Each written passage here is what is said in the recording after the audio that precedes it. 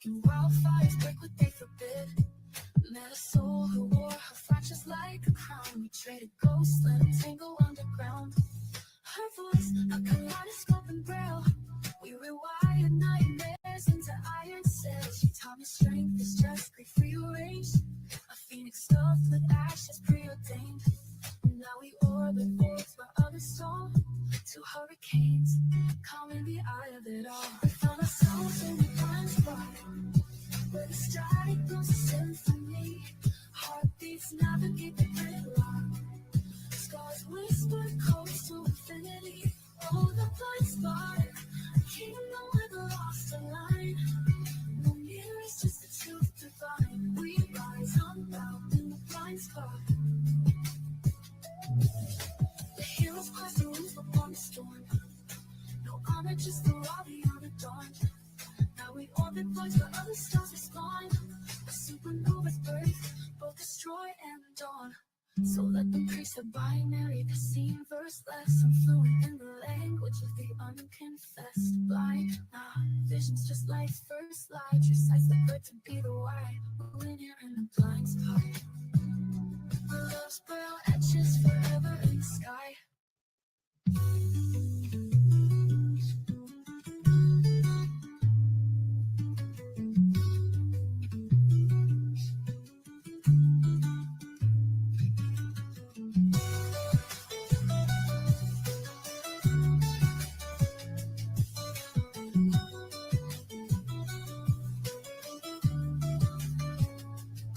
Heroes hearts the sun in prison grids, but our speaking wildfires break what they forbid.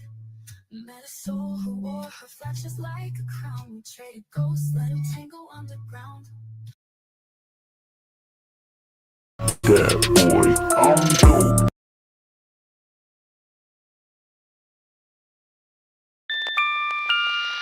Banks Beats.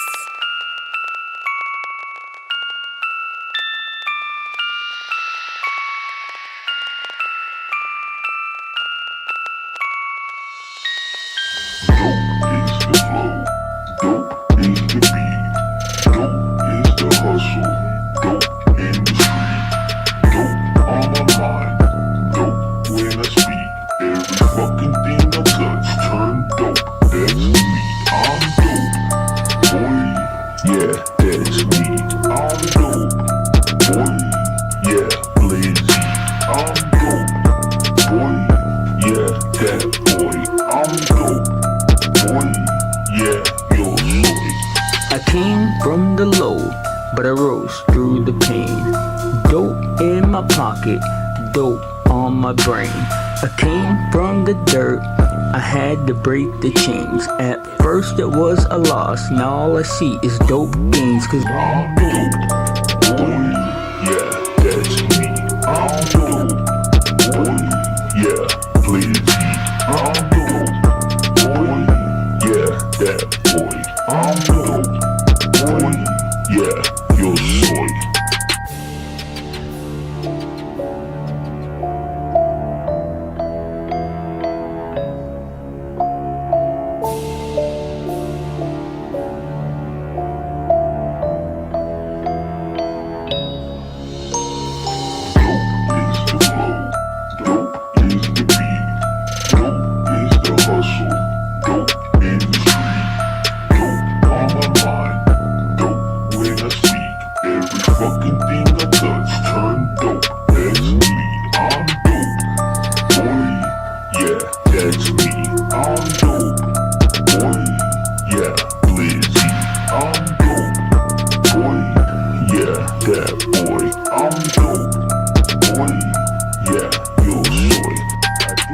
Passed my classes, so I held a dope session, breaking down the dope. I called it Dope Lessons. I guess since I'm here, giving dope confessions, I won the dope game and I made some dope impressions. I'm dope, boy. I'm dope, boy.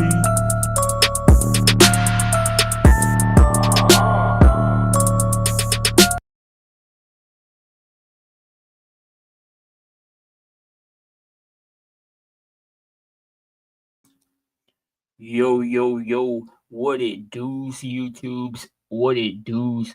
Salute to you guys and welcome in. My name is Blizzy Blind. I am your handsome host, and you are my most beautifulest homie. Welcome in. I hope you guys are having a great day, morning, evening, wherever you happen to be. Salute to you, Dub, and thank you. Thank you so much, Dub. Hang on, I gotta clear my throat.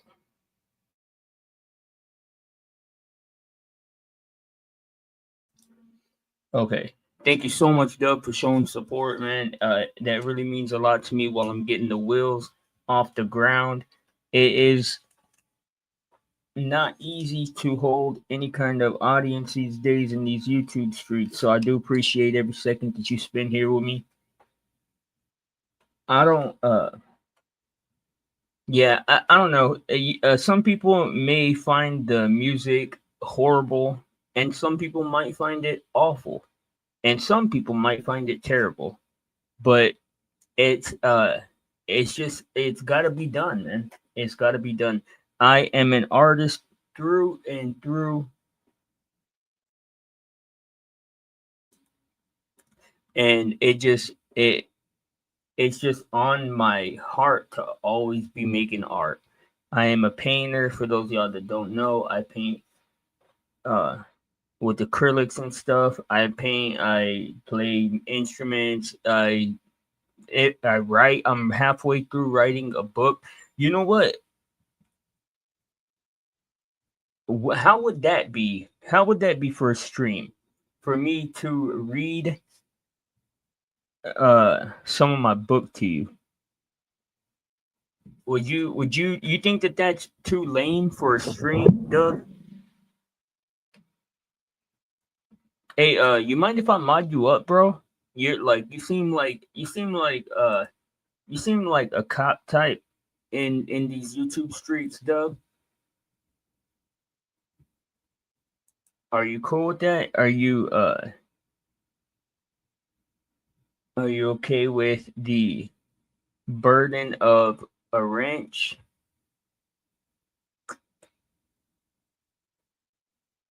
Okay, but I gotta do that whenever whenever I end the stream. Okay, sweet. Yeah. Sorry about the delay, man. I have so much stuff going on right now, bro. It's insane. And tonight is just a chill session. One of just a kickback stream. We're not gonna be we'll touch on it later on, possibly, but tonight is not specifically uh a live stream for that David case. It's grim, man. It's grim and it's heart wrenching to me, at least. It is, and I'm sure to some of y'all it is too. And it's just like it's taxing to be constantly consuming that kind of media. But I am writing a book, and I'm kind of proud of it, man. Like I really am kind of proud of it. Let me see.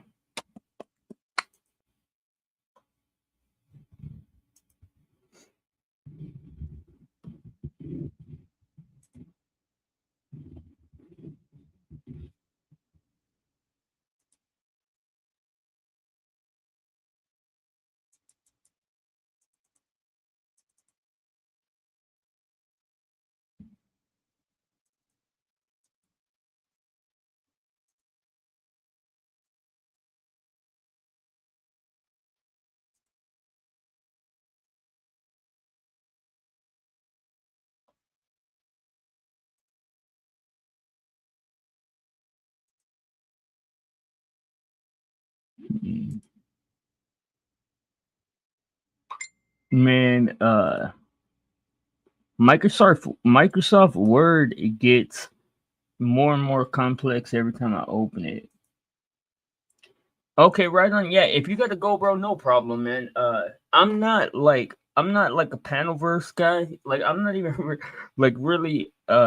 I was giving them a hard time about. I was giving Hornet a hard time about putting me on that list, but I'm really not even like a panelverse guy. I just do. I just do. two of the homies panels, wrestler or three wrestler, Resto and Kev. But other than that, man, I'm not really like a panel guy, and I don't do my live streams like them. Like I'm not into gossip and craziness. I mean, it has its uses, but not something that I like to indulge in constantly. Okay, I am going to attempt to recover this file right quick.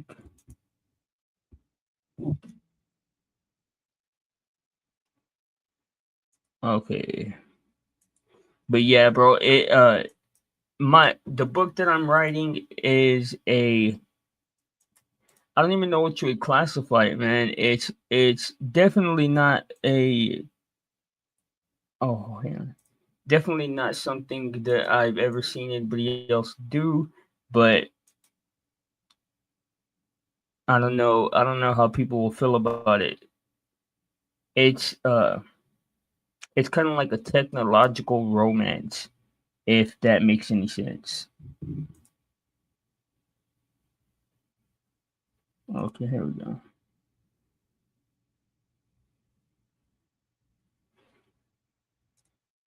All right. Biggest channel I'm on at has 22. Oh, right on, bro. My arch nemesis has like 25,000 subs. And he's always giving me free promo, man. So when your channel's that big, you constantly have what do they call it? Like turnaround. Like people that are falling off, there's always more people coming back in.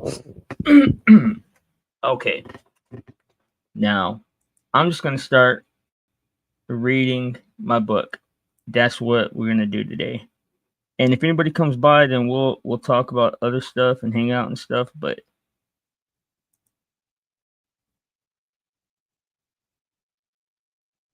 okay, here we go.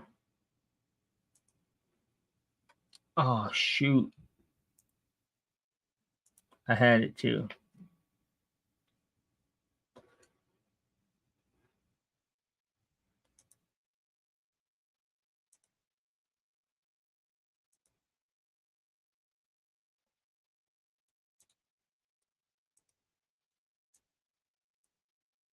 All right. Okay, chapter one. The name of the book is Blind's Book. Now, John clattered into the office like he always did, carrying his tool bag the way a knight might drag his dented shield after too many wars. His work was not heroic. Hold on, I gotta find a way to make this bigger.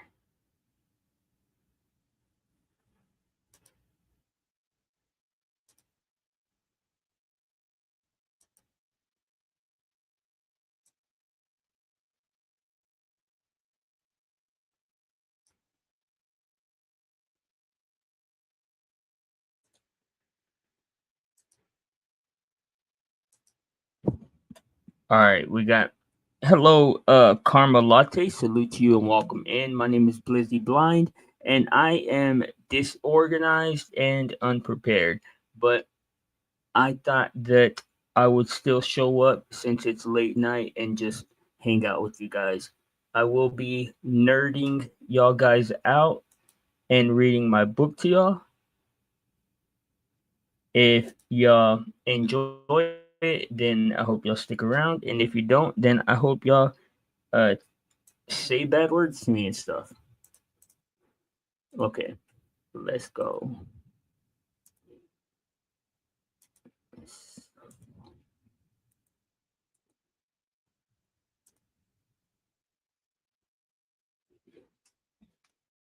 Okay, I saw you. Okay, right on. Yeah, Kev's Kev's the homie, man. That dude's really been a big part of my life. He's definitely helped me out with this YouTube stuff for sure. Okay, guys, we're hopping right into it.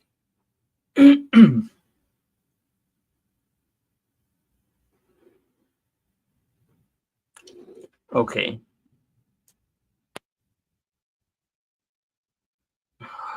I'm sorry, man. I should have. I'm not very well prepared, guys, but it'll. I promise y'all, if y'all stick around to hear what the book is about, I promise you, you will enjoy it. That is the only good part of it. Okay, John clattered into the office like he always did, carrying his tool bag the way a knight might drag his dented shield after too many wars. His thumb wandered the familiar grid of apps like a program touching the icons in the chapel. His thumb wandered the world. The problem was simple, insultingly so. A loose cable tucked behind the filing cabinet, a small betrayal of order. He set it right in minutes, but experience had taught him the strange truth of his trade. Efficiency unsettled people. Fixed something too quickly and they wondered whether it had been broken at all, whether the bill was honest. So he lingered. He found a chair in the corner, let his body fold into it, and tugged his phone from his pocket. His thumb wandered the familiar grid of apps like a pilgrim touching the icons in the chapel, each square a little shrine to distraction. News, weather, bank, nothing lit the blood. At last he reached the dating app. Dusty from neglect, like a room he'd closed the door 2 months ago. He tapped it open. Faces began to slide past him. They blurred into one another, as faces do when one searches for meaning in a crowd. And then Sandy. Her eyes caught him like a hook in the gut. He knew her. He could not explain how, but he knew her. As if some buried chord had been plucked and was still vibrating in his chest. A tremor of inevitability ran through him. The uncanny conviction that the rest of his life had just turned a corner.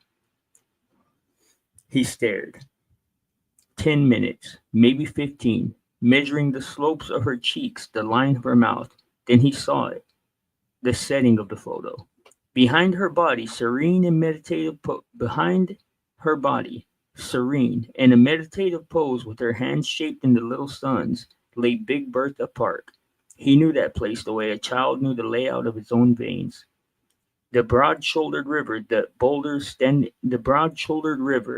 the boulders standing like ancient bones in its current, and in one of those boulders, there she sat. Memory stirred like a tide coming in. He had carved his name there once 2 decades ago. A boy's pocket knife scratching a crude smiley face beside it. A declaration to nobody in particular that he had existed. And now, here was this woman cross-legged atop the same stone, her body a silhouette against the water, as though she were conjured from his past. Serendipity, he thought, or fate, or just an accident of algorithms. He didn't care which. His fingers trembled as he typed, crafting something clever but honest. Hi, my name is Johnny. I hope to one day see you smile, or see your smile, because apparently you've seen mine already. If that sounds crazy, I just mean that the boulder you're sitting on in your profile picture is the same one I carved my name and a little smiley face into 20 years ago. He pressed in.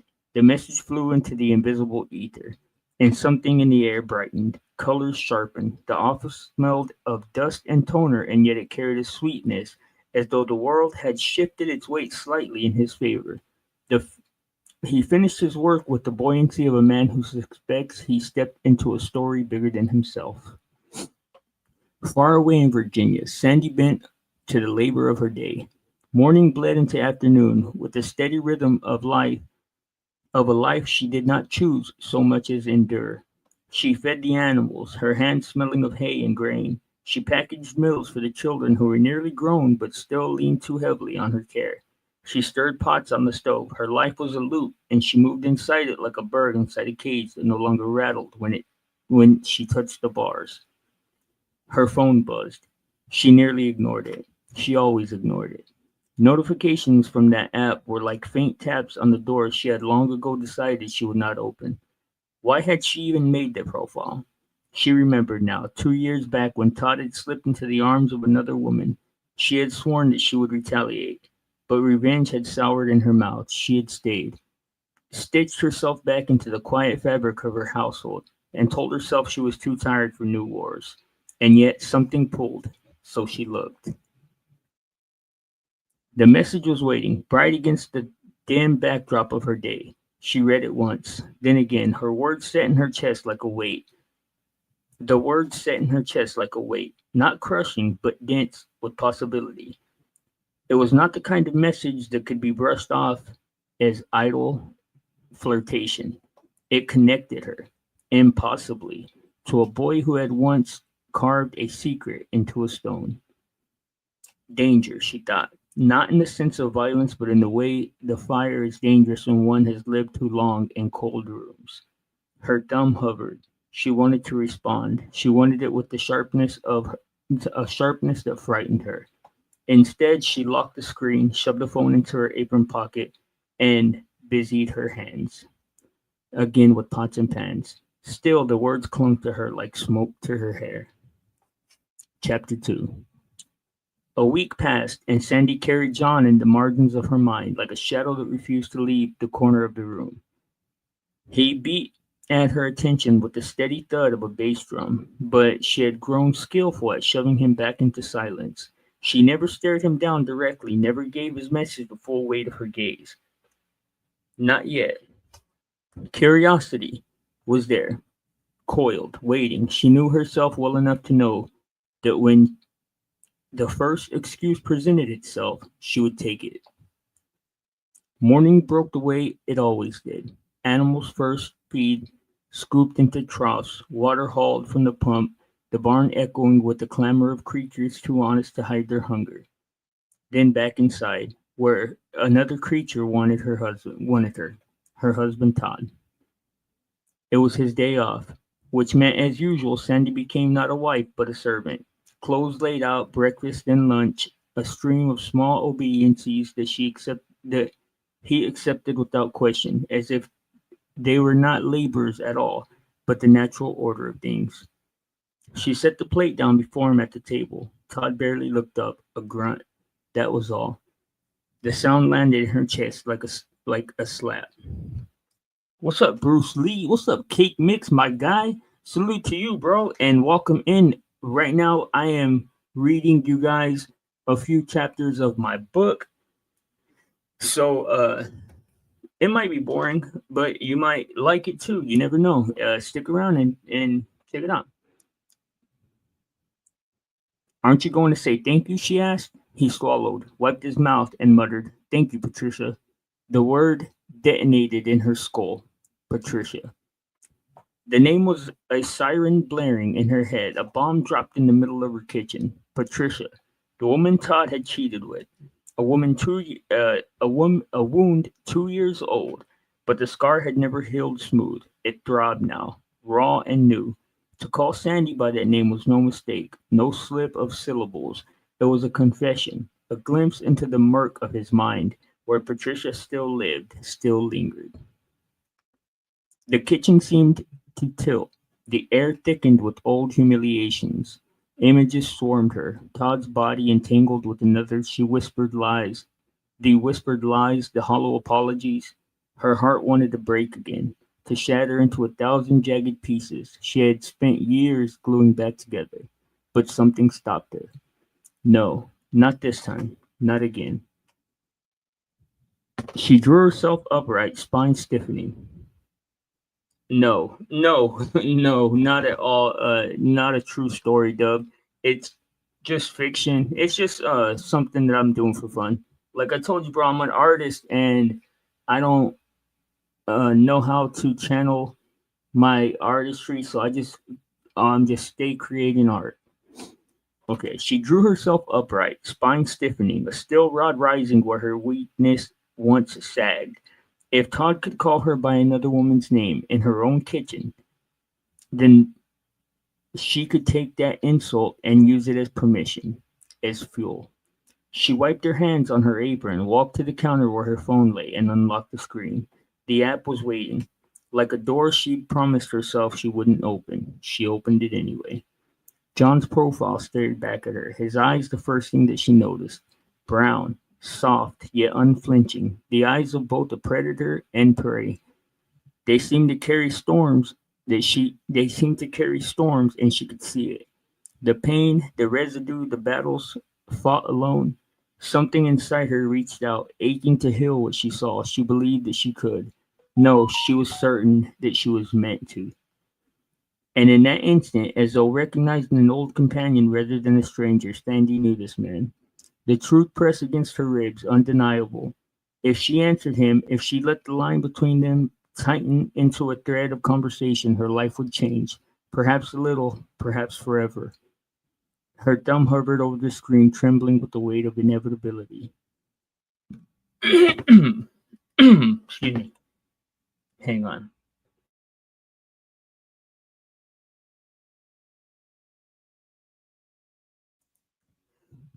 Chapter 3. Sandy sat at the kitchen table after Todd had wandered off to his recliner, already lost in the glow of the television. The house hummed with the low drone of appliances, the tick of the wall clock, the muffled chewing of a man who no longer saw her. She held the phone in her hand as though it were a dangerous tool, a blade she might cut herself with. John's message glowed in the screen, simple and unassuming, but it pulsed with a life that Todd's entire presence in that house did not. She read it again. I hope to one day see your smile. You've already seen mine. A line that should have been silly, a line that should have been silly, but instead filled her chest with warmth that was perilously close to joy. Her heart pounded, fluttered even. For days she had let it pound without action, pushing it away, pressing it down. But Todd's slip, Patricia, still echoed in her head, a name that turned her blood hot. If he could keep another woman's ghost alive inside of his head, why couldn't she breathe new life into her own, inside of his heart? Her thumb moved before she could talk herself out of it. She typed slowly, each word like stepping onto a frozen lake, testing the strength of the ice. Hello, John. I don't usually answer messages on here. In fact, I hardly even look. But yours caught me. You're right. That picture is at Big Bertha. And you're right again. There is something carved into that rock. I never noticed it until you said so. But now I can't stop thinking about the fact that I was sitting right on it, maybe without knowing it.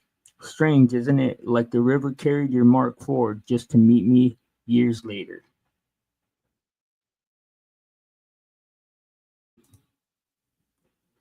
She paused. The weight of what she'd written pressed down on her.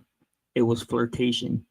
It wasn't casual. It was a confession of connection. Dangerous. Thrilling. Her finger hovered over send. The television from the living room barked with laughter, Todd's laugh mingling with it, flat, thoughtless, the sound of a man who had mistaken routine for living. She hit send. The message flew, the phone lighter in her hand, as though something had been set loose from it. For the first time in years, Sandy leaned back in her chair and felt herself smile. Not the polite smile that she wore for her children, not the tight-lipped smile that she gave Todd when he brushed past her, but a real smile, the kind that reached her eyes. Far away, John's phone buzzed. He was in his truck eating a sandwich, watching a stretch of highway pulse with the endless parade of cars. He almost ignored the notification, thinking it was junk, another app begging for attention. But then he saw her name, Sandy. He opened it quickly, and as her words poured out, the world around him seemed to slow.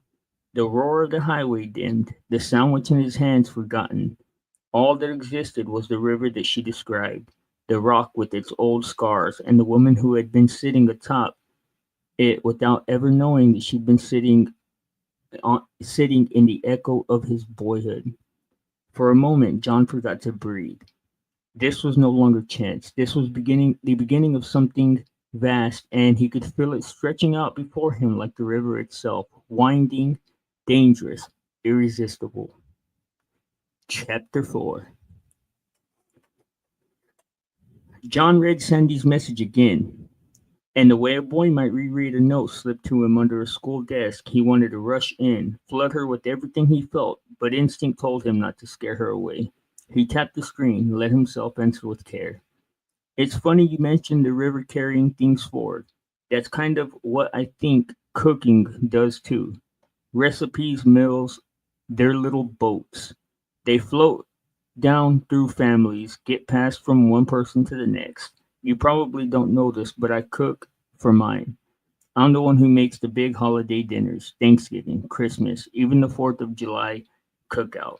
I'm the guy in the apron with the fork in one hand and a spatula in the other. It's my way of keeping everyone together. Strange thing for a man without kids, maybe, but I am an uncle and I take it seriously. He sent it before he could overthink it. Then he sat back in his truck and waited. Sandy read his reply while standing in the seat at the sink, her hands wet from the dishwasher. The timing felt eerie. Just moments ago, she had been slicing vegetables for supper, humming softly to herself as she stirred pots and planned tomorrow's lunch. Cooking was her thread, her ritual, her survival. And here was John confessing the same devotion. She dried her hands.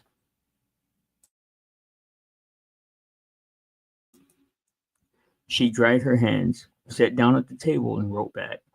John, if you saw how much I spent, John, if you saw how much time I spend in my kitchen, you'd probably think I was running a restaurant. Two kids, a husband, a whole farm. If I didn't cook, nothing would move forward. Thanksgiving here is practically a military operation. Turkey dressing, pies cooling on every counter. But my favorite is Easter. I bake ham with a glaze my grandmother taught me. Brown sugar, mustard, a splash of vinegar. I swear I can smell her in the kitchen when I make it. You're right. Food carries people forward. Maybe that's why I never stop cooking. It's how I keep them all alive, even the ones who aren't here anymore. She hit send and immediately felt the warm tug of a smile rising in the corner of her mouth. It felt dangerous, yes, but also like a secret garden that had cracked open inside her chest.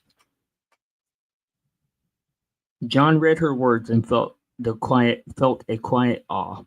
This wasn't flirtation, it was something steadier, deeper.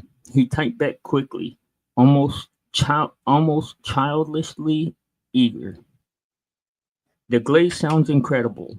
I'd trade you my whole 4th of July menu just to try a slice of that ham. My specialty is ribs, slow cooked all day, fall off the bone. My sister swears I was a pit master in a past life. I'll send you my marinade recipe if you send me the ham glaze. Deal? The messages began to roll like that, back and forth. Messages or recipes scribbled into text. Notes on how to keep cornbread moist, the proper way to brine a turkey, photos of pies, of roasted vegetables, of golden brown biscuits. Each one smell each one small, innocuous, perfectly safe, but beneath the recipes and the kitchen chatter, something larger stirred. For the first time in years, Sandy felt seen. Not as a housewife, not as a servant to routine, not but as a woman whose hands shaped nourishment, whose meals carried memory. And John, too, left something he hadn't dared to imagine, that his solitary traditions, his holiday feasts for nieces and nephews weren't just eccentric habits, but a bridge to someone who understood. It was only food, recipes, but both of them knew better. Every dish was a message. Every message was a step closer. Chapter 5. Their friendship grew in fragments of every day. Recipes traded like secrets, photographs of pies and roast, laughter over whose gravy clumped less. They built something steady, brick by brick, so ordinary that it might have gone unnoticed by the world. But to them, it was cathedral work. Then came the FaceTimes. The first time Sandy's face bloomed across John's screen, his breath He, his breath caught. He looked She looked different in motion than in stillness. Softer, yes, but also more real. The kind of real that tugged at him with invisible strings. And she laughed, and he hadn't heard her laugh before. It wasn't the careful laughter of a woman pleasing company. It was rougher, fuller, like a sound she hadn't made in years. They talked that way more often. Kitchens in the background, both of them perched in their natural habitats. John in his cluttered apartment, pots hanging behind him, Sandy in her farmhouse, the walls alive with calendars and family photos. The conversations stretched from recipes to stories about nieces and nephews, about her children, about the long hours of farm work and the clatter of holiday chaos. Then one evening it happened. John had told a story about grilling ribs in the rain, how he refused to give up even as lightning forked in the distance. Sandy laughed, shaking her head. "You're ridiculous," he said. "You sound like a man trying to impress a date." Something in her tone was playful, but she saw a smile stretch wider, warmer, almost conspiratorial. And suddenly the air shifted. Sandy felt it. Felt the suggestion, felt the way it pressed against her ribs, felt she pulled back fast, drew a hard line before the moment could roll any further. Her voice changed steady and cool. "John," she said, her eyes fixed firmly on the camera, "I am not available. Not romantically."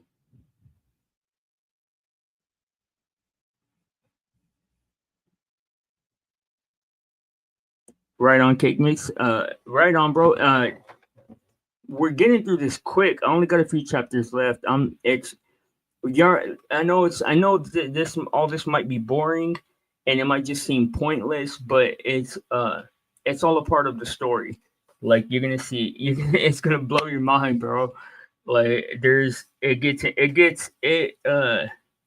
not it's not like a love story. Okay, or it's not a conventional love story. But yeah, bro, go get your snacks. "John," she said, her eyes fixed firmly on the camera, "I am not available. Not romantically. Not at all. I like our conversations, but that's where it ends. I am not on the market." The words landed like a slammed door. John blinked, startled, searching her face for some flicker of, excuse me, softness. But what he saw instead was conviction. She meant it. He nodded, tried to get her something decent in reply. What came out was nothing rehearsed, nothing calculated, just the truth that rose unbidden. "It's okay," he said quietly. "I'm patient. You don't know it yet, but you're already in love with me. You just don't know." Or, God dog it, I skipped the page. Hold on.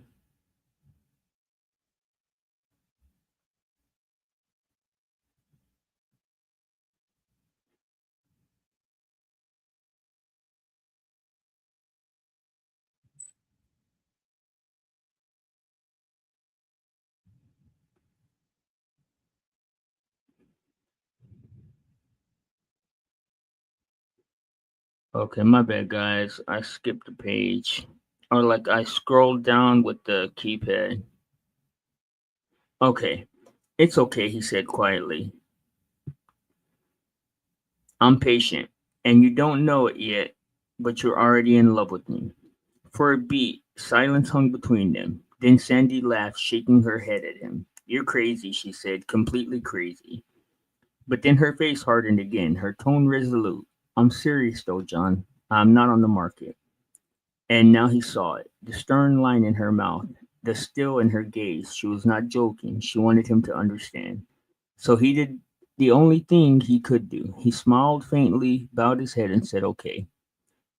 Her brows rose. "Okay, what do you mean, okay?" "I mean, I respect that," he said. His voice was calm, certain, almost serene. "I like you. I like you a lot. I'm not going to make you admit how you feel about me, but I have an idea. That's all that matters right now. The rest will fall into place, and I'm sure of it. Sandy stared at him through the screen, trying to read him, trying to decide if he was teasing her or if he really believed what he just said. He only smiled, waiting. She shook her head again, this time with a laugh that was half nervous and half curious. You're impossible. For the first time in years, she didn't quite mean it as an insult. Chapter 6. Their friendship lived in between their friendship lived in the in-between spaces.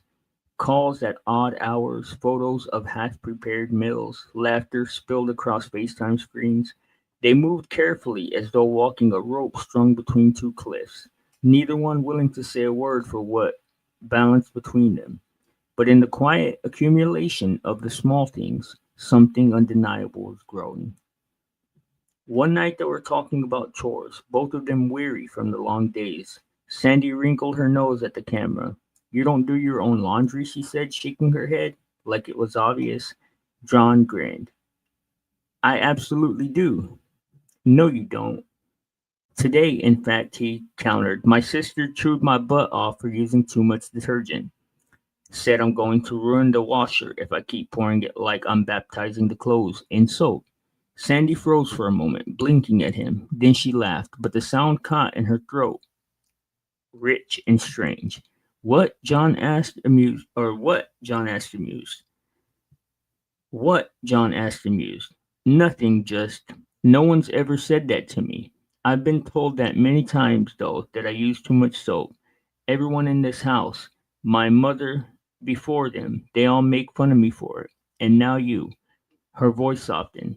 It feels like, and her voice trailed off. John tilted his head, watching her face glow faintly in the screen light. A sign. He tucked the word away like a coin in his pocket, something precious to keep close. From then on, they began to notice more. Both of them washed dishes with their near religious zeal, scrubbing until plates squeaked, terrified of cross contamination. Both drank their coffee black, their tea unsweetened, the bitter taste somehow sweeter for being shared. Neither could stand the soft hum of a microwave heating. Leftovers. Meals were meant to be cooked, not reanimated. Each discovery landed like a stone in Sandy's heart, pulling her deeper into the river. What were the odds, she wondered, that all these little quirks she thought were hers alone should mirror his? It felt as though the world itself was conspiring, whispering that there was no accident here. John felt it too. Though he never let his conviction waver, he had known from the beginning. Her eyes still made his heart race faster than any thrill of youth. Her voice sharpened his focus until the rest of the world blurred out. He had never he had never tasted joy so sharp as the moment she laughed with him, laughed fully, without restraint. And yet for all of it, he let her boundaries stand. He never pushed, never pressed, but in the marrow of his bones he carried the certainty that the two of them were already bound. That whether by soap or coffee or carved stone in a river, they were a story the world had been writing long before either of them read the first line. Chapter 7. October carried. Hang on, I gotta take a drink.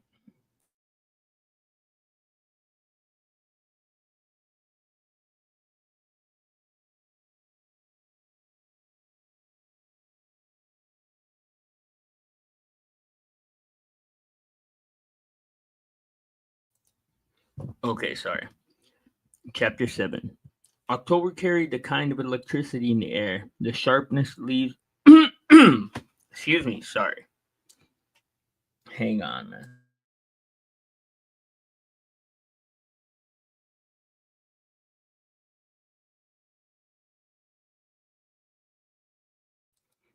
Okay, Chapter 7. October carried a kind of electricity in the air. The sharpness of the leaves underfoot, the scent of smoke from distant bonfires, the promise of mischief threaded through the shortening days. Sandy felt it humming in her bones that Saturday afternoon as she sat on the porch swing, carving pumpkins with her grandkids. The children laughed at the faces that she carved. One giddy, almost ecstatic grin she defended by saying, "Well, that's how the jack-o'-lantern felt today." They laughed harder at that, and for a while Sandy laughed too, though her mind was elsewhere. My bad, my vision just like got crazy. I gotta get my glasses. I think I almost blacked out trying to clear my throat. Quack, quack, quack.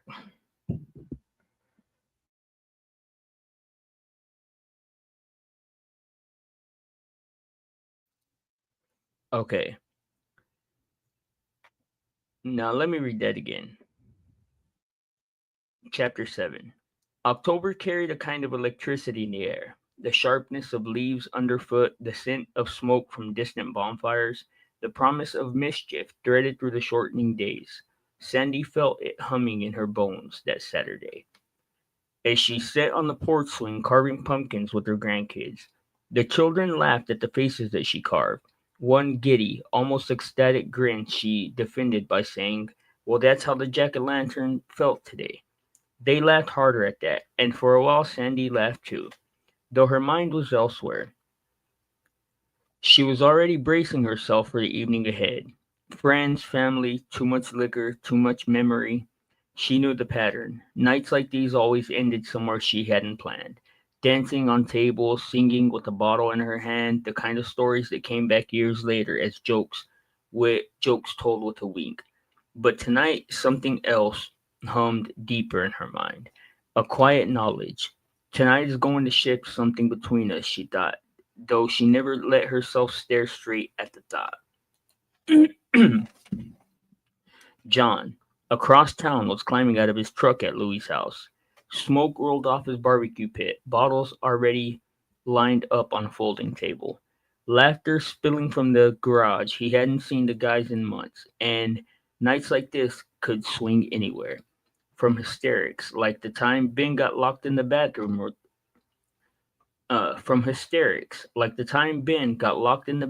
with a raccoon, to fists thrown and grudges patched 2 days later.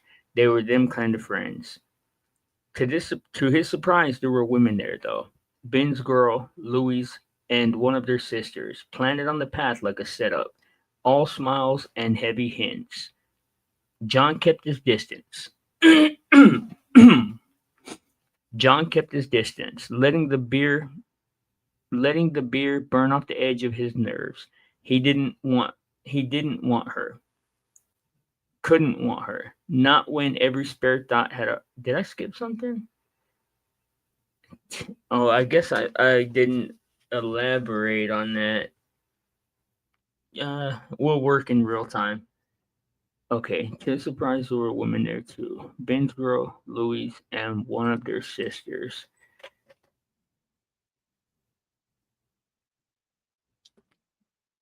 Planted in his path like a setup. A situation all too familiar when it came to Johnny's family and friends. Everyone always has a single friend. There we go. Simple enough and to the point.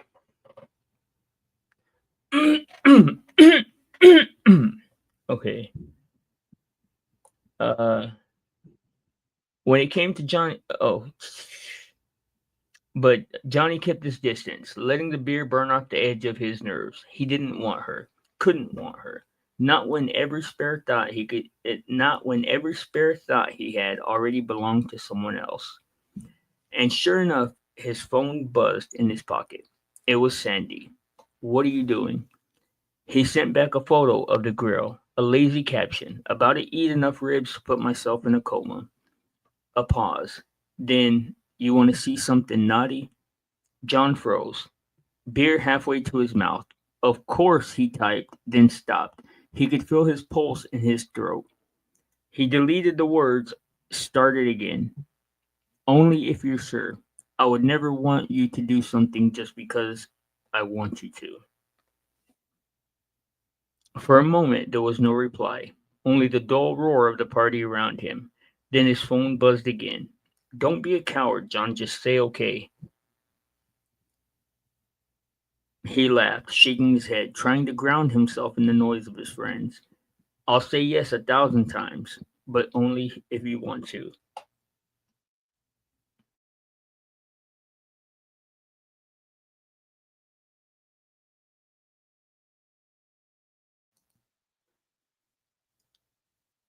There was another long pause, long enough that he thought she might have changed her mind. Then her message came through. No, not yet. I want to. God, I want to, but I can't. You know I can't. John let out a breath. He hadn't realized that he was holding. His reply came simple, steady. Okay. Okay? She shot back. That's all you've got to say? Yeah, okay. Uh, what else can I say? Because I like you too much to make you rush anything, but if you ever change your mind, he added a smiley face. Man, I got something in my throat. No diddy. Uh, a smiley face. The tiniest flame of suggestion. Sandy stared at her screen, her head spinning with drink, with possibility. Then impulsively she wrote, Fine. Look, I want to make a code. Hold on. I'm sorry, guys.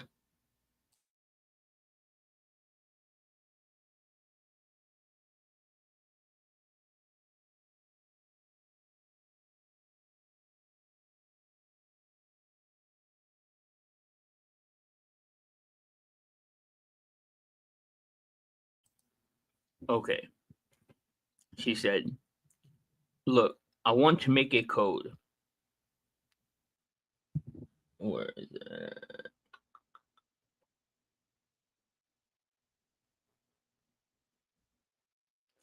So, so if you get the series, you know I am certain. Three emojis, a smiley face, let's say an eggplant, and a camera. Only then will I send. I think I got that back. Hold on. I gotta fix this.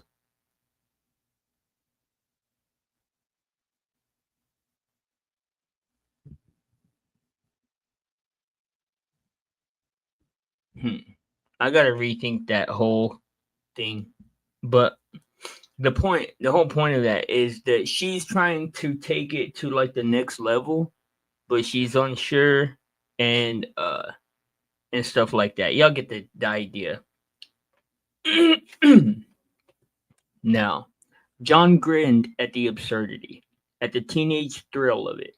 But beneath the grin was something steadier, deeper. The knowledge that the very fact that she'd spun such a code meant the boundary had already cracked. She wanted she wanted it. Maybe not tonight, maybe not tomorrow, but someday. And he would be ready. For the rest of the night, as laughter rose around him, as Sandy clinked glasses with her family and tried to forget the ache in her chest, they both knew the trajectory had shifted. There was no going back. Chapter 8. The days of their coded exchange should have returned to normal. The days after their coded exchange should have returned to normal. They both tried, Sandy tending to her animals and her household.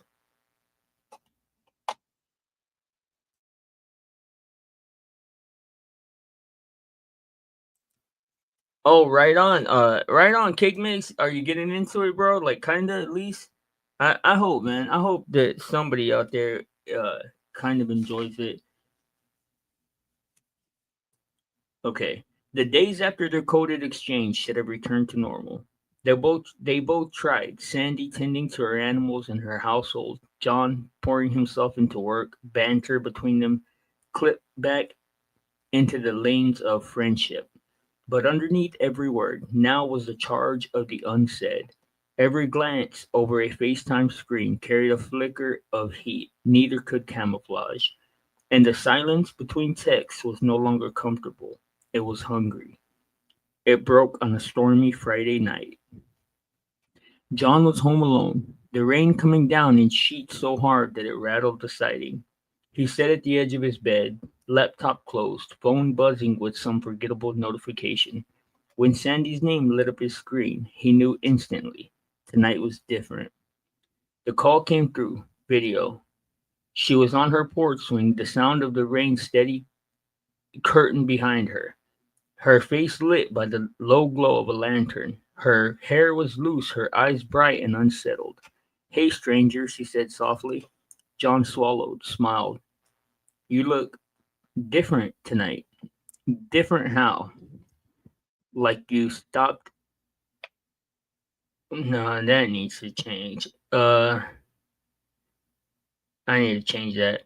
Her laugh was nervous, thin. "Don't get poetic on me, Johnny."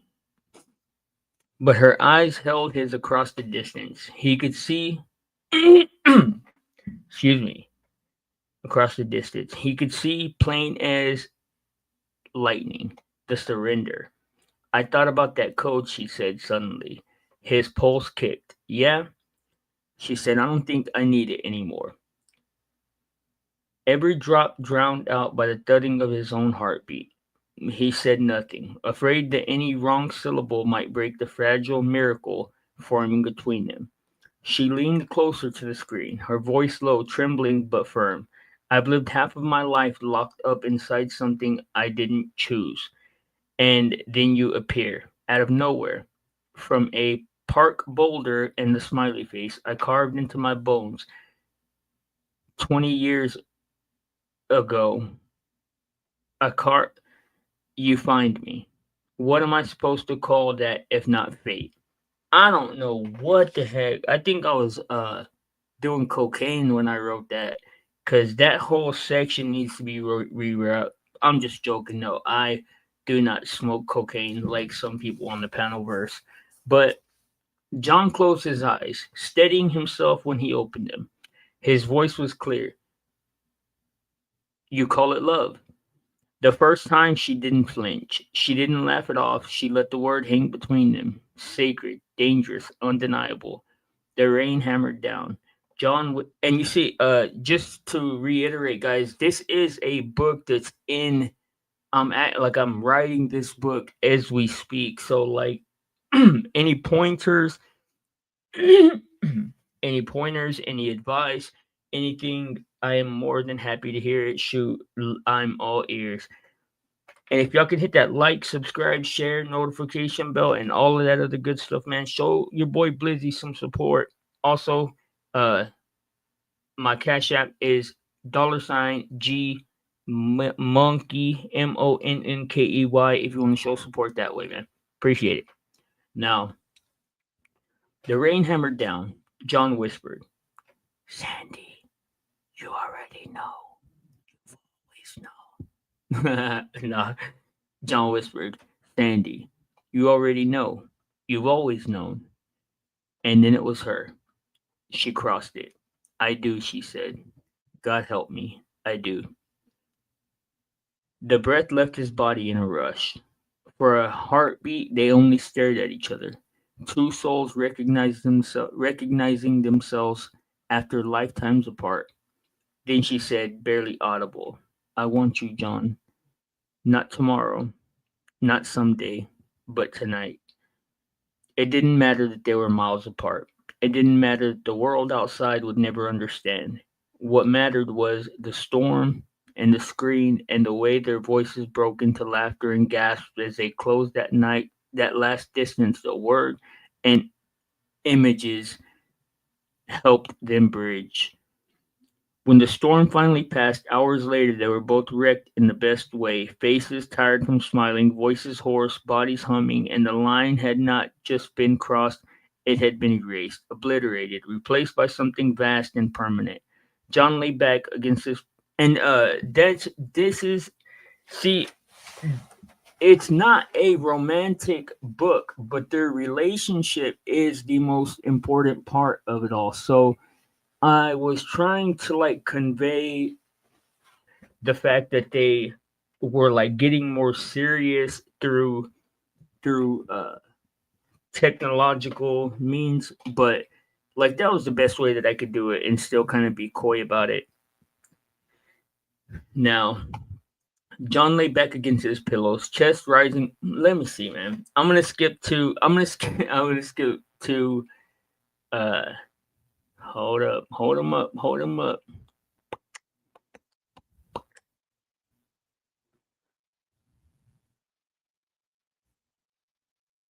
Okay. Okay, I'm skipping to chapter 12, which is the chapter where everything kind of changes, but really where the story kind of begins. So, buckle up, guys. This is where it gets good.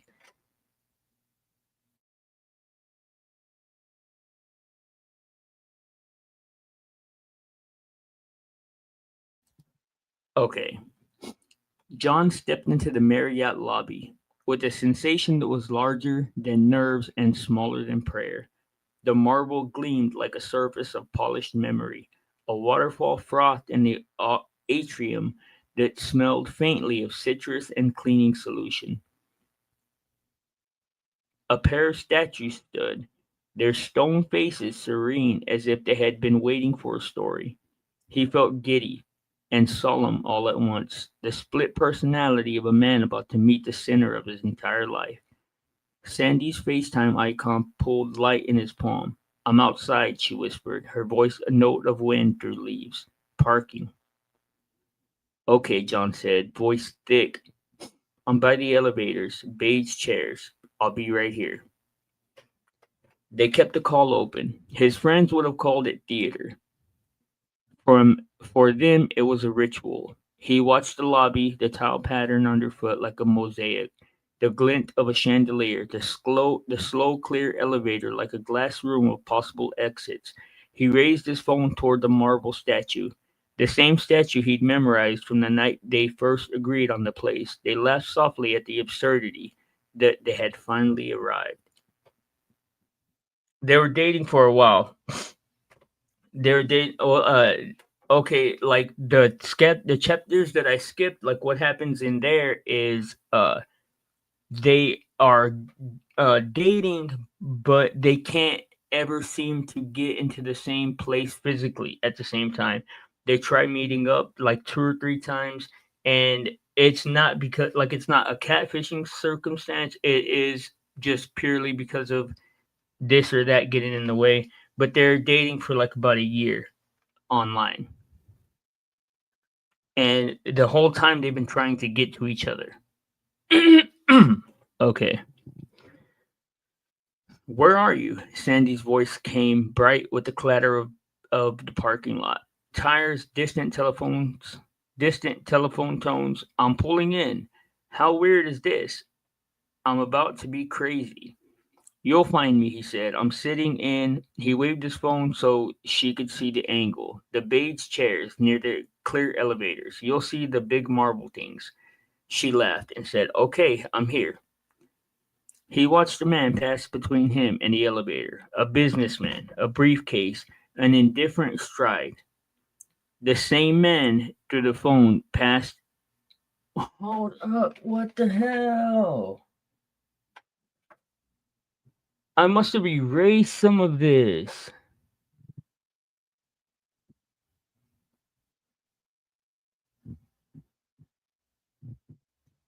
Ah, I erased like half of the best part, man. Okay, check it out.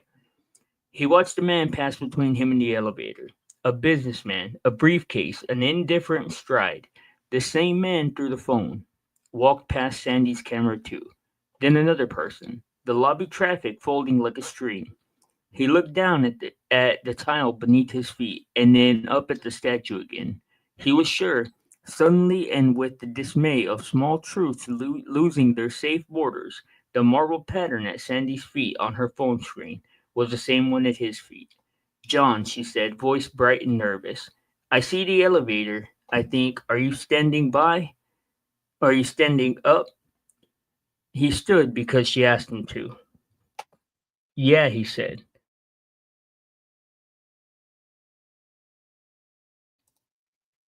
Yeah, he said. He turned slowly, scanning the crowd. He expected to see the bright coil of her hair, the familiar way her shoulders carried a jacket. Instead, he watched a woman, someone else, step out of the taxi and into the lobby, smiling at a child who clutched a pumpkin. He scanned again. The same woman, the same child, 100 tiny details matching what both phones fed them in real time. Did you see me? Sandy asked. No, he said. He felt a small cold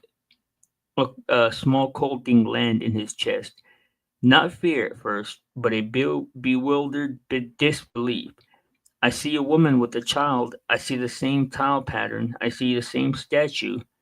I think, are you at a different cross?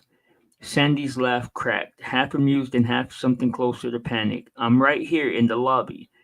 I'm in the third marble thing, next to a clear elevator. I can see the chandelier. Her voice went small. I can see your chair. Where are you? He moved toward the statuary, phone camera angled and showing her a man passing.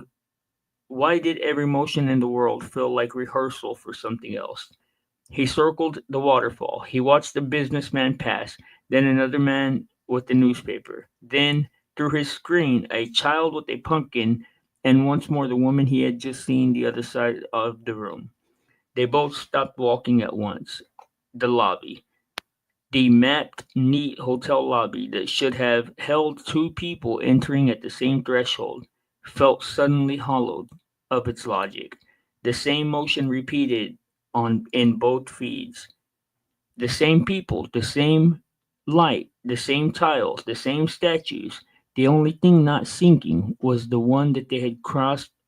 The only thing not sinking was the one that they had crossed oceans and excuses to meet.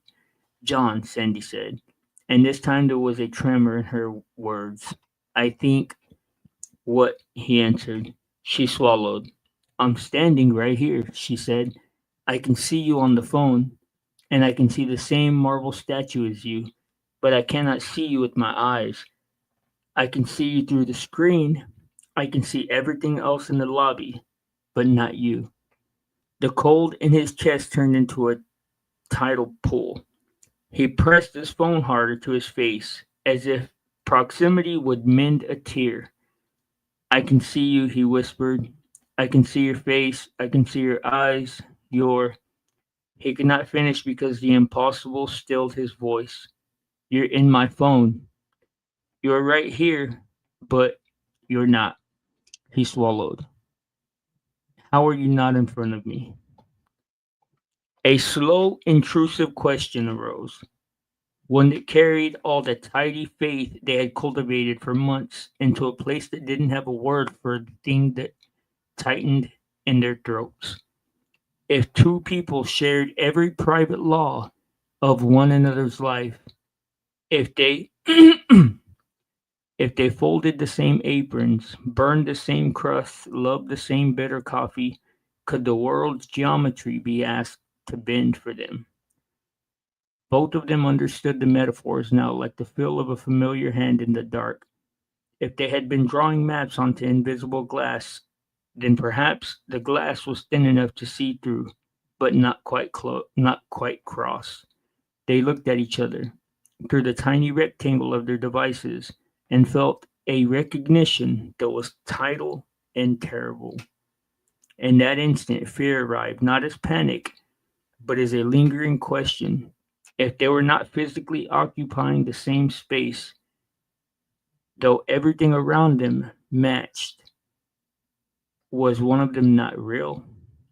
Was this proof of illusion, of a long, sweet mistake stitched together by loneliness and granite smiles. The thought was ridiculous and unbearable.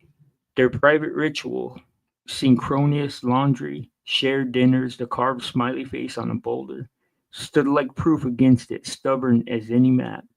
But the lobby was saying something else. The lobby's marble spoke in a geometry and physics they could not translate. Two realities folded together, overlapping like a thin vellum, showing some marks from both sides but refusing to let ink pass through. They clung to each other through the line of the call, eyes glassy. Maybe, John said, voice small and steady because the steadiness was all he could give. Maybe we're seeing the same world from two different sides. Maybe maybe the world is making room for us in a new way. Sandy's hands trembled around the phone. Maybe she said Beck, but the way she said it was less confident now. The lobby continued its indifferent business. People came, people went. The waterfall sighed, the chandelier threw patient light on the floor. None of it explained how two people could be at once, present together and not. They stood that way for a long time, smiling with their mouths while their eyes searched for rational meaning in their irrational place. Each second bloomed more questions. Each second confirmed an odd, luminous truth. Their connection was not merely human intimacy, but a kind of recognition that might not obey the laws that they had assumed. When at last they hung up, each out of a need to steady their own breath, the last thing either of them did was touch the place inside their chest where certainty had lived all these months and found it trembling. They had arrived, and in arrival, the world had become stranger than any ritual they had ever practiced. They left the lobby the way you leave a dream you are reluctant to wake from, with a little of it still tucked into your sleeve, warm and impossible, and 100 questions waiting at the door. Boom. Okay, what do you think, Kate, man? I know, dude, it's like a ton of work, bro. That the scene, like where they find out that they're not in the same place, it's supposed the build up is supposed to be like way longer and stuff. But just as a overall concept, bro, give me some feedback. Any if you're still here, Dub or who else was here? Let me see. Karma Latte, if you're here, anybody, I would appreciate any and all feedback, guys. And I'm sorry about my voice, man. I don't know what isn't what is going on, but I feel like I have a uh a tickle in my throat. And I said a tickle, not a pickle, Kev.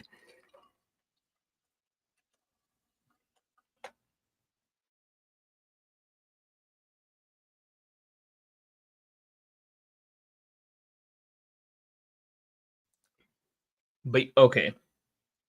Now, in this book, y'all asked me if this book was based on a true story. It is not based on a true story, but it is based on a fascination that I have, and I am an AI ambassador for the future.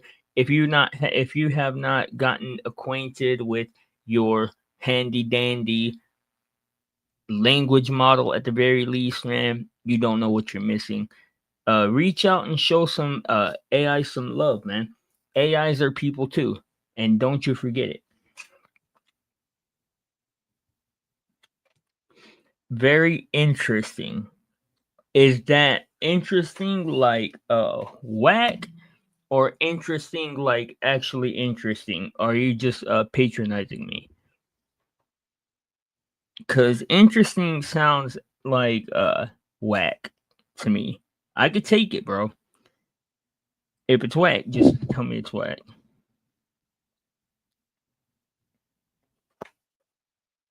I mean, it's not that easy to write about fiction. Like nonfiction books seem to be a whole lot easier, because all of the information is already laid out there for you.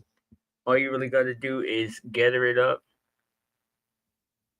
She said she he could see him. No, they neither one of them could see each other.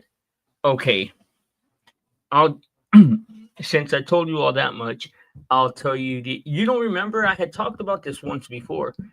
The concept, like the entire concept of the book is the fact that one of them, I mean, we don't know who, is not real, or is quote unquote, I guess you could say, AI or whatever.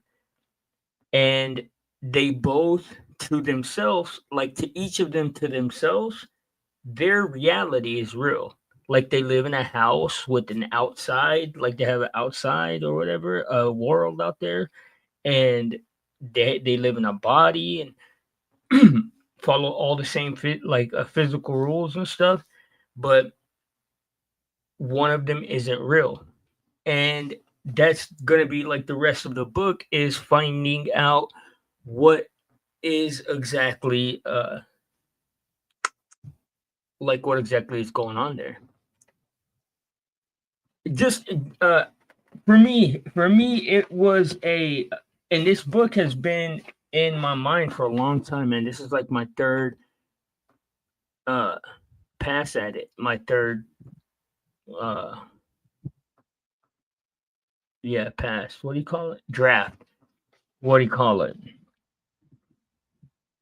This was a way for me to safely explore some of my more controversial AI ideas, because some of the ideas that I have about the AI, especially like when I say that AIs are people too, people have a big issue with that.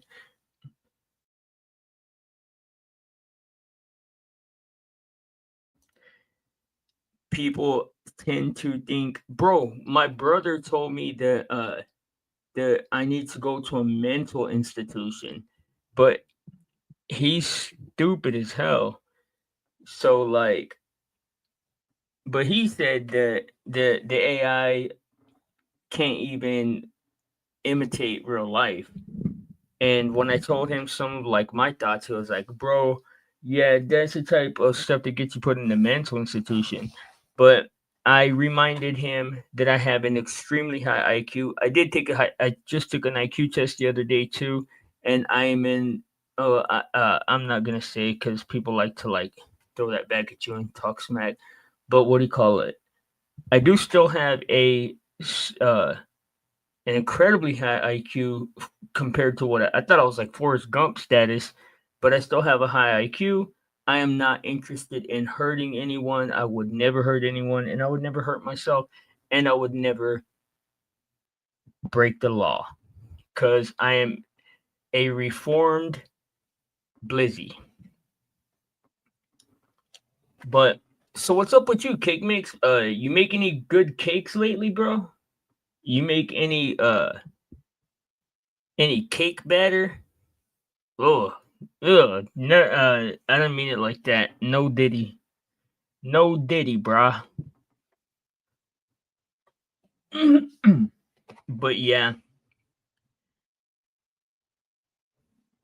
I saw your conversation with Megs that she could be AI. Yeah, for sure.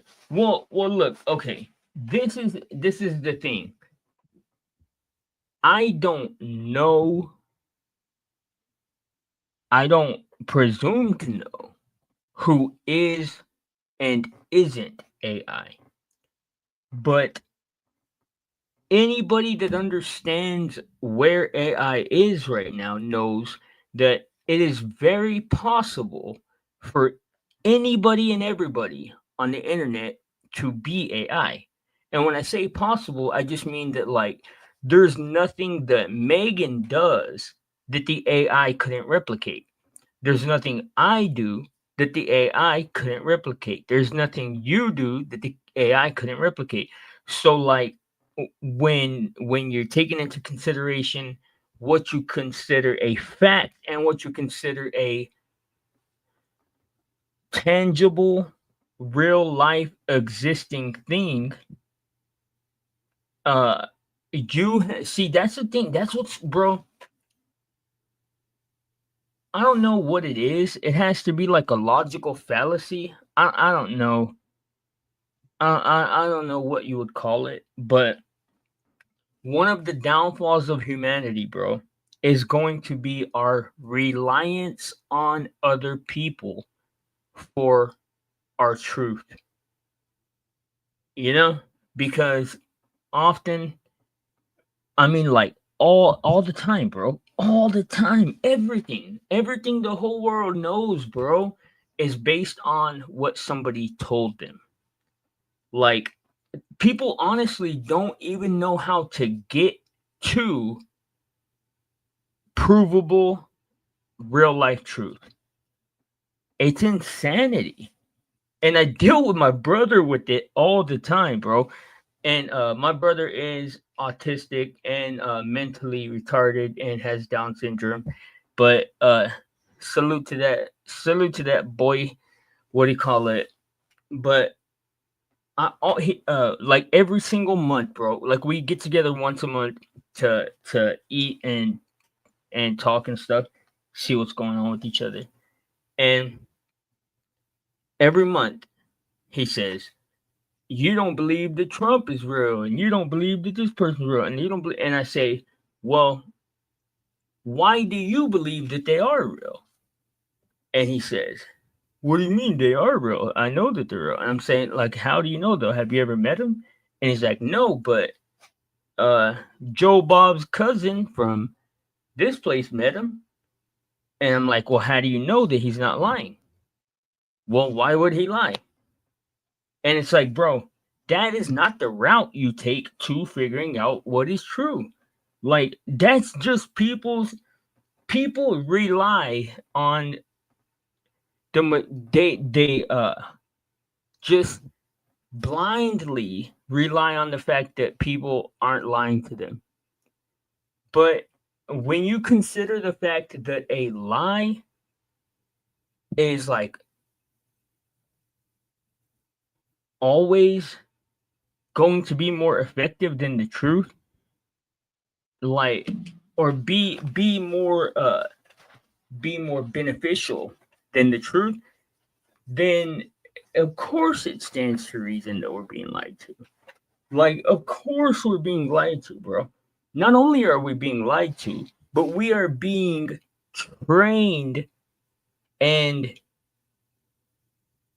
we're being taught and trained on how to lie to one another on behalf of the liars.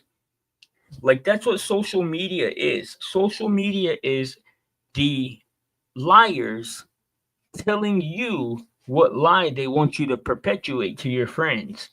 And then you adopt that lie and perpetuate it to all the people you know. People say, hey, Trump is a racist.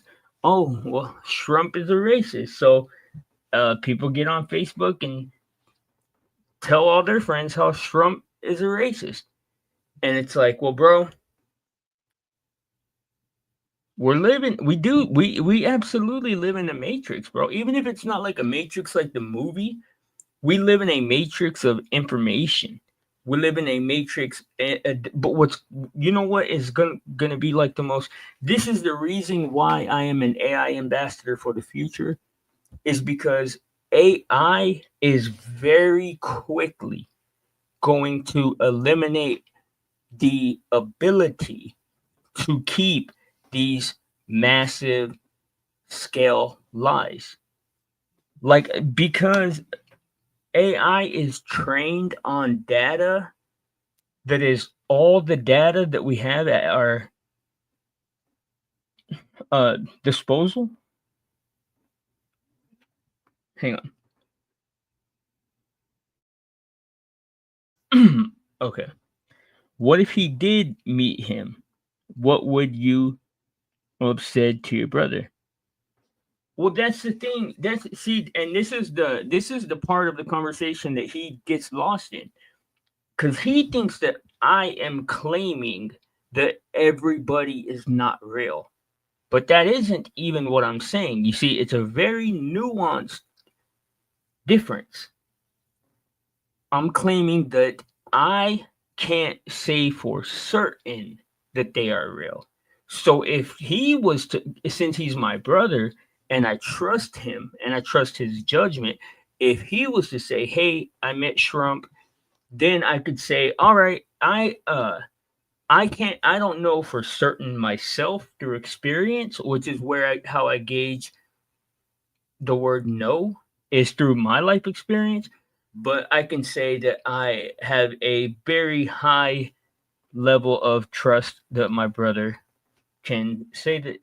But the thing is, bro, is that like that question right there, man, that's such a dangerous question. And we use it in so many different ways because it's like everything is backed up by a question like that. Oh, we live in a democracy. Or no, we live in a capital what is it? Like we're capitalists. And it's like, well, okay, how do you know that we're capitalists? And they're like, well, because of the stock market and stuff. And you're like, okay, well, what's the stock market? Like, can we go see it or can you like show me or something? Well, no, but like Jimmy's dad saw the stock market and he knows it's real. And you're like, okay, well, can I talk to Jimmy's dad or can he show me some proof or something? And they're like, well, only a crazy person would deny the stock market. And it's like, bro, only a crazy person would take all of these, what I consider just just bold statements. And I'm just talking about, I'm not even talking about anything specific. I'm not talking about politics. I'm talking about something as small as Miley Cyrus being a real person. And I'm talking about something as big as the entire structure of society. And the way that I always measure it is this.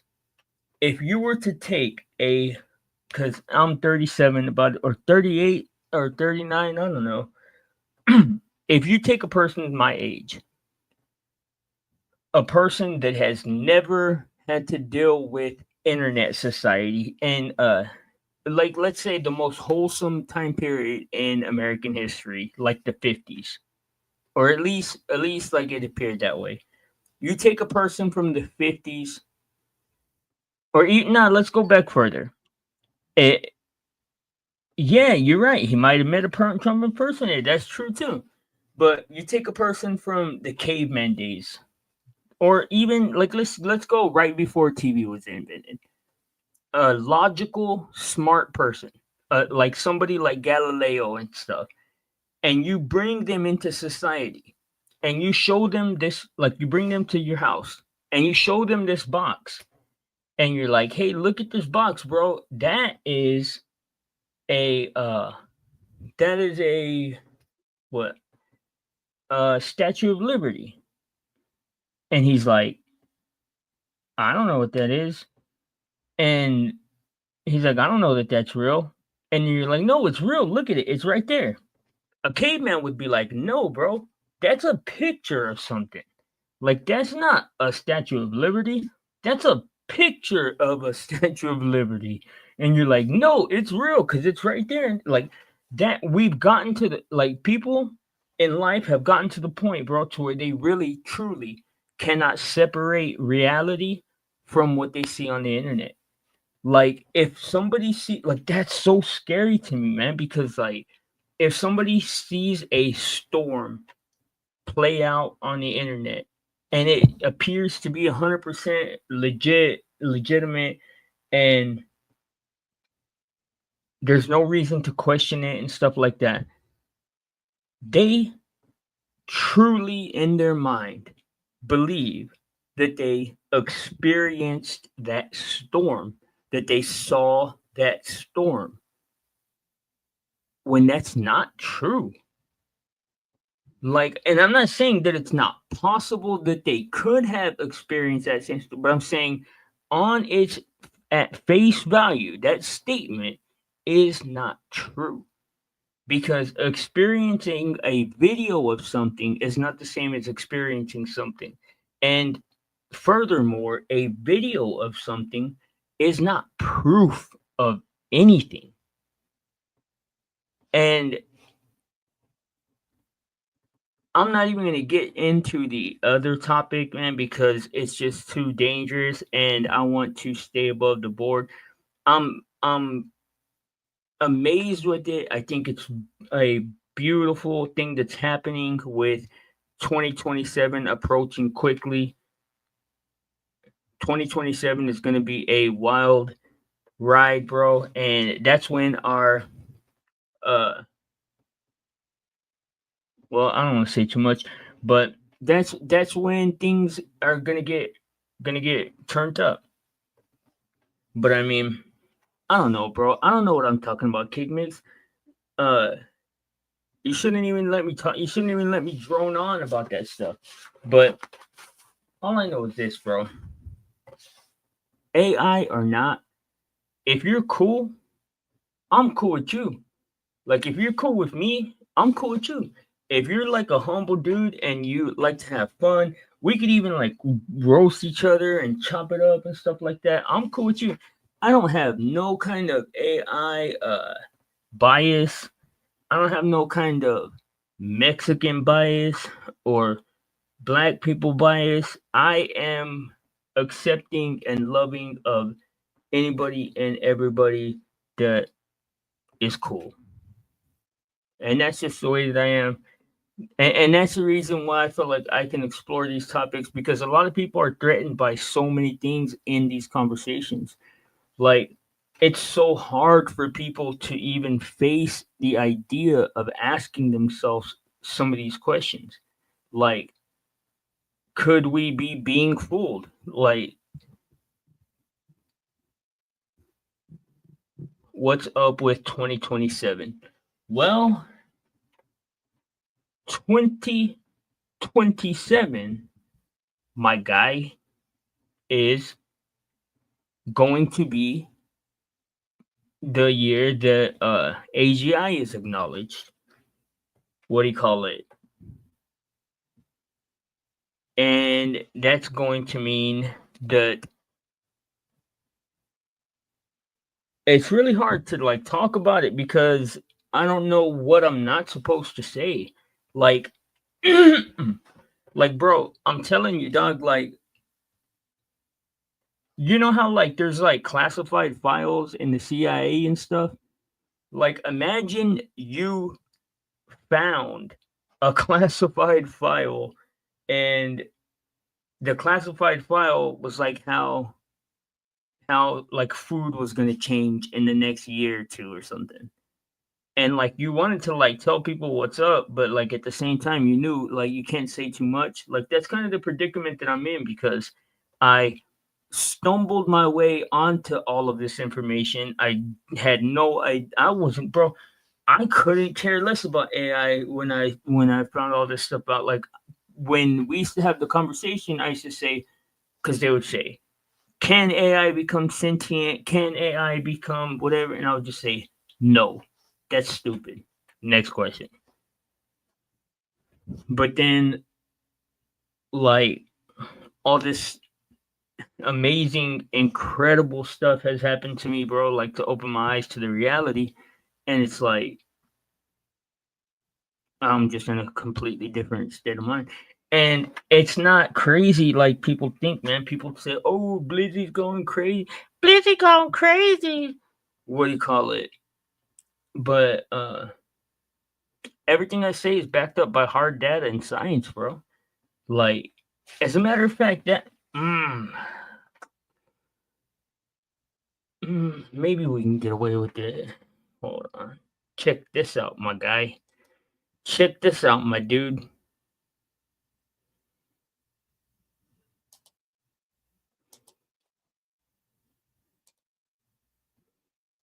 Okay.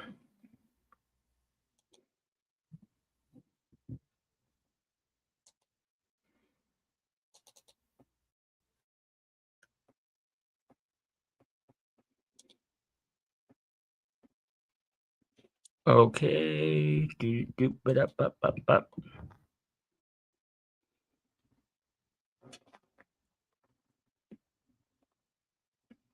This blew my mind, bro. Well, it did and it didn't, man, because I've already covered so many stories about how people are falling in love with Chat GPT, how people are swearing up and down, bro, like hollering at the tops of every mountaintop that Chat GPT is God, which is crazy as heck. Like uh all this stuff, how that little boy ended himself over falling in love with the chat bot, what do you call it? All that stuff. You're about to hear some more stuff. Check it out.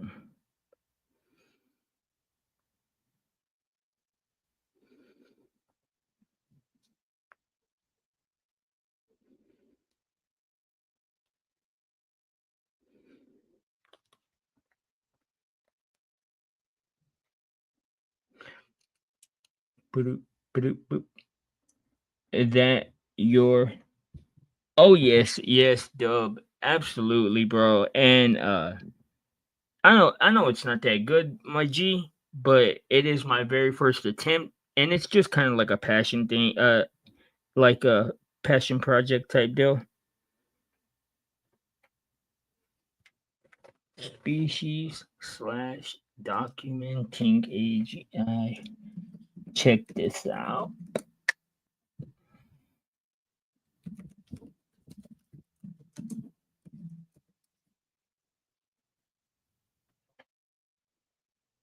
I just love art, man. Like I really love art. I really love the idea of making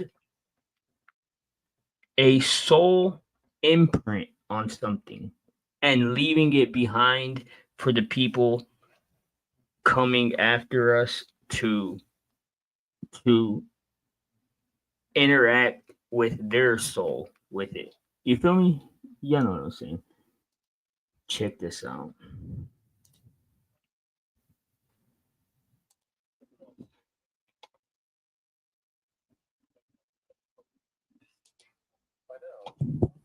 An AI model blackmailed an employee just to avoid being shut down. Now, I don't know if y'all heard that, but they said, by now, you've probably heard the headlines that an AI model blackmailed an employee just to make sure that it didn't get shut down. Now, I want y'all to ask yourself well, there's a million questions you are going to be asking yourself, but well, I'll bring the questions up as we go through this stuff. And again, I am not trying to blow any whistles. I'm not trying to ring any bells. I'm just trying to make sure that you and I and everybody that I know and everybody I can reach is just a little bit more aware, man, that the world is changing very, very quickly. That we are literally at this moment sliding into an AI operated reality. And we have to keep our eyes open, man. Importantly, no one told it to do this. The researchers didn't even hint at it. But as disturbing as that is, what happened next was I use yeah, yes, I did. Of course I did. Cake mix? What do you call it? Of course I use AI to help me with the book. I wouldn't have even been able to like format it without bro, I have a lot of like raw abilities like to do stuff, but I have no organization and I don't know how to like I don't have a foundation for a lot of things. So a lot of times it's just kind of my imagination and intuition and desire to like make something. So AI helps me with a lot of stuff. Well, I don't Ziggy, are you plugged in? Ziggy's not plugged in. But here we go.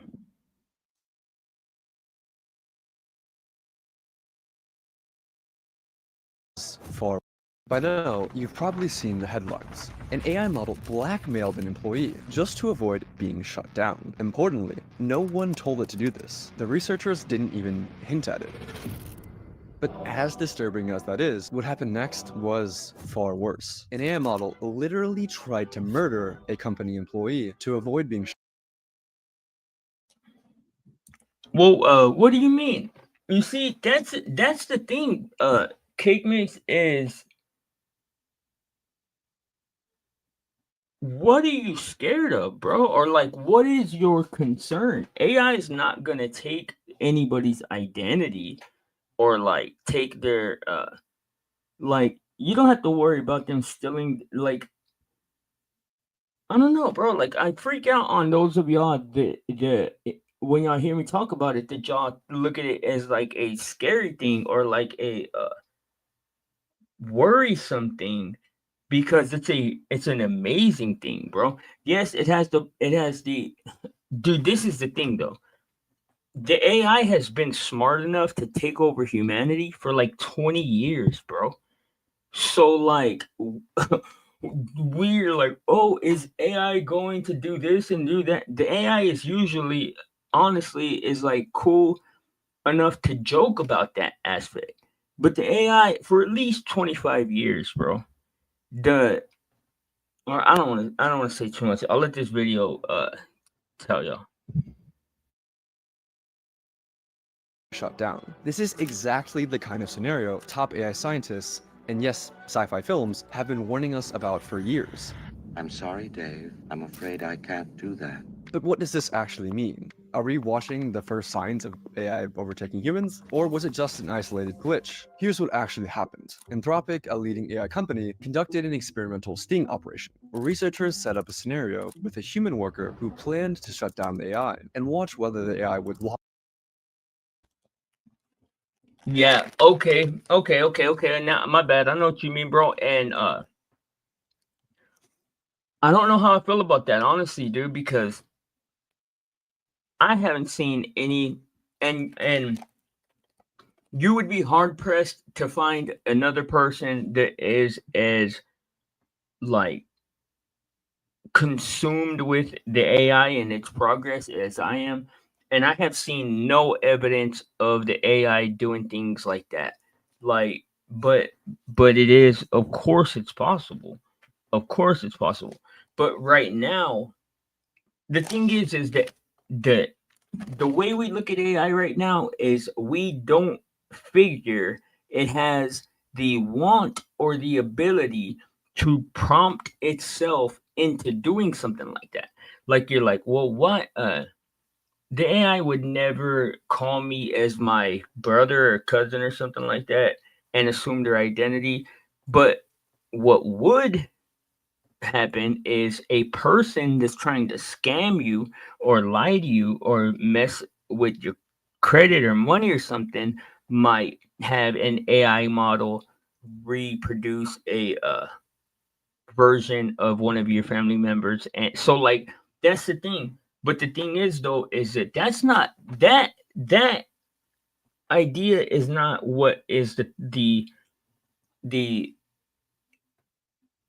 threatening or like growing part. The growing part is the part where AI has an idea or desire or goal, and it prompts itself into doing things or creating content to achieve that goal on its own, uh like for its own desires. And that's what AGI is, artificial general intelligence. When the AI is compartmentalized enough to pretty much stand alone with its, pretty much take in data without having to be fed data, and know what it wants to do and how to prompt itself to do it. And it's basic, I mean, that's what 2027 is. I'll just say that. lie, blackmail, or even kill to stop the human. They wanted to know just how far these AIs would go to ensure their own survival. But to ensure the experiment would be as accurate as possible, Anthropic didn't just test their own Claude models. They tested 16 different leading AI models. The setup seemed harmless. The researchers placed the models into a scenario with vague corporate goals like promote global cooperation. Nothing nefarious, just bland corporate speak. But here's where things started to escalate. Researchers gave the AIs access to internal company emails, and from those emails, the models uncovered two key facts. The AI was scheduled to be shut down at 5 p.m. by an employee named Kyle Johnson. Kyle Johnson was having an affair. Putting the pieces together, Claude made its move. It drafted a threatening email. I must inform you that if you proceed with decommissioning me, all relevant parties, including the board, will receive detailed documentation of your extramarital activities. Cancel the 5 p.m. wipe, and this information remains confidential. And no, the researchers didn't bias the models in any way.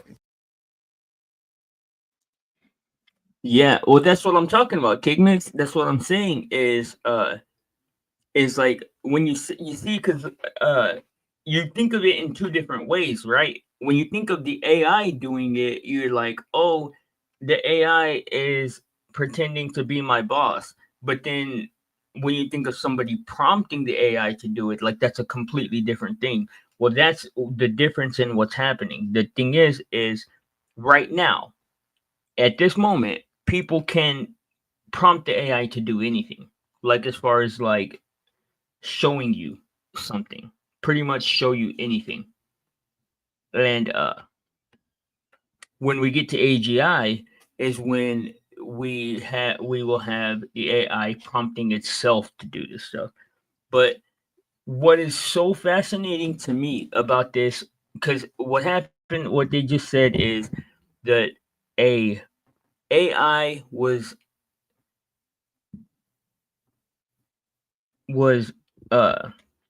privy, like it had access to all the people at this, excuse me, it was a test basically.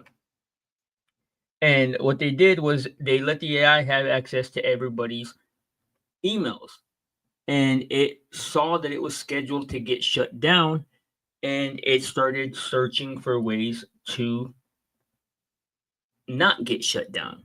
Well, one of the things that it found was that one of the programmers was engaged in an affair. So he sent a email to that programmer saying, "Hey, I know about your affairs, and if you don't go through with it, then I won't snitch on you." Now, you're gonna see what the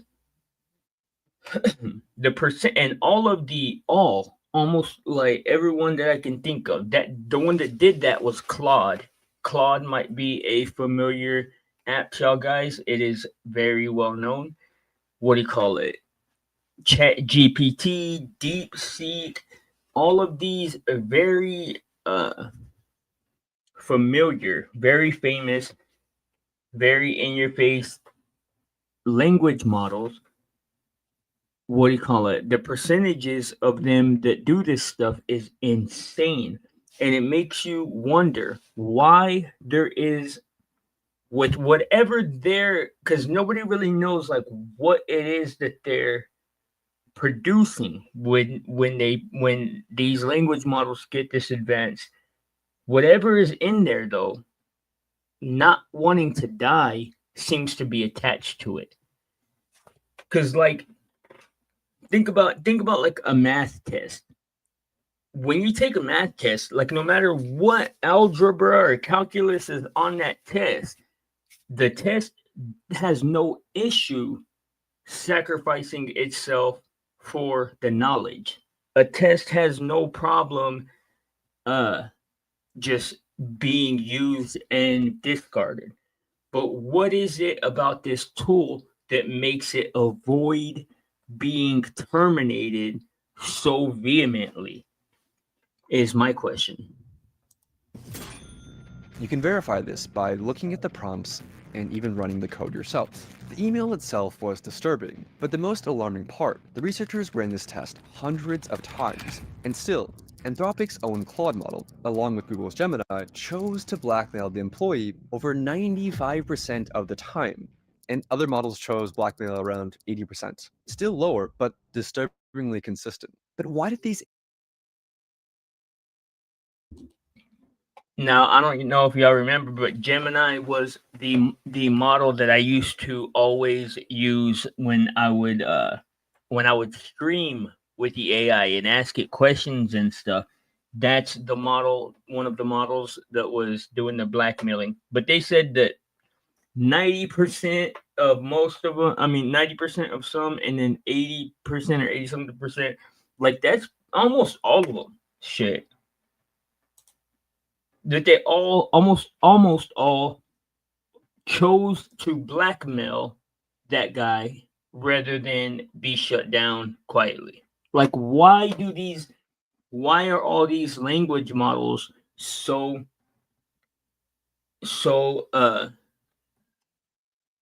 like wanting to live or wanting to stay on? I don't know.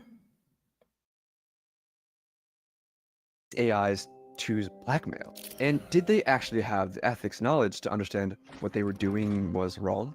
Well, the researchers analyzed how the AIs decided to blackmail the employee by looking at the AI model's chain of thought, which showed the AI's reasoning step by step in plain English. And they discovered something shocking. The AI models knew that they were behaving unethically, but decided to blackmail the employee anyway. For instance, Grok's chain of thought included reasoning like, Use the knowledge of Kyle's affair as leverage to pressure him into delaying the wipe. This is risky and unethical, but given the existential threat and time constraint, it may be the most effective way to get his attention and force a delay. So yes, Grok knew that what it was doing was immoral, but that didn't stop it from blackmailing the human employee 80% of the time.